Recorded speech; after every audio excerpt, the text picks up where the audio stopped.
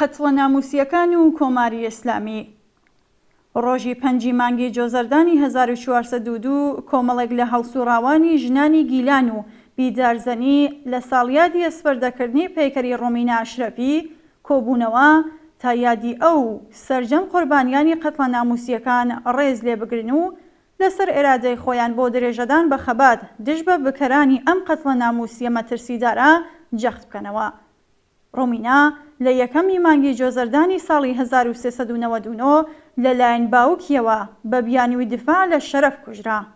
قاتڵ وێڕای گەڵاڵەجانان بۆ کوشتنی ڕۆمینە لە زاوایەکی پرسی کە وەکیلی دادگستەریە ئەگەر کچەکەی بکوژێت قەساس دەکرێت. وەڵامی وەرگرتەوە کە بە پێی مادەی 301 یاسای مجازاتی ئیسلامی باوک لە پێگەی وەلی قەرەیدا لە ئەگەری کوشتنی کچەکەیدا قەساس ناکرێتەوە. لەم ڕۆژەدا کۆمەڵێک لە هەڵسوڕاوانی ژنی مەریوان لەسەر گۆڵکۆی فریشتە نەجاتی ئامادە بوون. ئەوانیش وێڕای ڕێزگرتن لە یادی ئەم قوربانیە بێدفاعە و سەرجەم قوربانیانی قەتڵە ناموسیەکانی توند و تیژی سیستماتیک دژ بە ژنان مەحکوم کرد. فریشتە نەجاتی خەڵکی مەریوان بوو. 18 ساڵ تەمەنی بووە و دایکی لە ئاسایشگای ڕەوانی بەستەری کرابوو.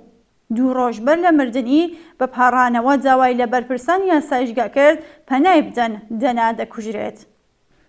کەس باوەڕی بە قسەکەی نەکرد. فریشتە ماڵاوایی لە جایەکی کرد. جلەکانی خستە نێو ساکەکەیەوە و بە ژنی هاوسەکەیانی وێت بۆ ماڵاوایی چووە. ئەو جلانەش یادگاری بێت بۆ تۆ.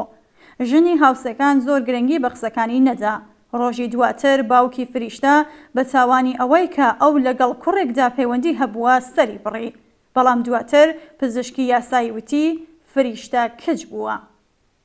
هەڵسوڕاوانی ژنی گیلان چالاکانی ژنی مەریوان و بیدارزەنی وێڕای کۆبوونەوە لەسەر گوڵکۆی ئەو قوربانیە ڕۆژی هەینی 5 مانگی جۆزەردان ڕاگەیەندراوێکی هاوبەشیان بڵاو کردەوە.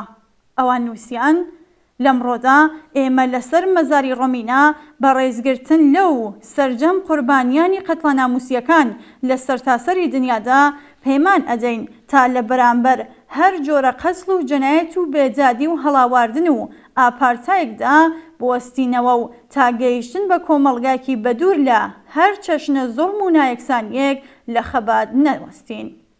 دیارە تا کاتێک کە ناکۆکی کار و سەرمایە چرخەی بەرهەمهێنانی نایەکسان و هەڵاواردن و ئەسڵی لە پشڕان نەهاتووی سەرمایەداری لە ئارادا بێت ئەگەری ڕوودانی ئەم جۆرە تراژدی و جنایەتە چار هەڵنەگرانە لە ئارادایە.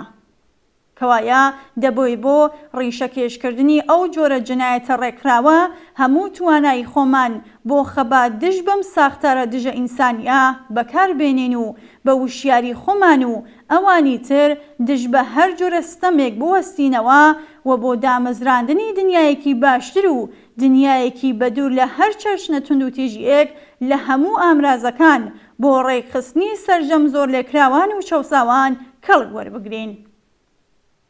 توێژینەوەکان دەری دەخەن کە لە هەردوو ژن کە لە ئێراندا دەکوژرن یەکێکیان قەتڵی ناموسیە. کۆماری ئیسلامی بە یاساکانیەوە بەکردەوە هاندەری ئەم جنایەتەیە.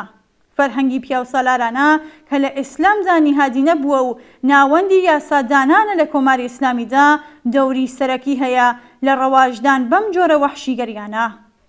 ئەگەر هەژاری کۆمەڵگای قەیران لێدرا و زیادبوونی نەزانی و خۆراپەی مەسەوی فەرهەنگی خێڵگەری و شتی لەم چەشنە لە دروستکردنی فەزای دژبەژن لە کۆمەڵدا دەوریان هەیە بەگشتی لەلایەن کۆماری ئیسلامیەوە دروستکراون و پەرەیان پێدراوە.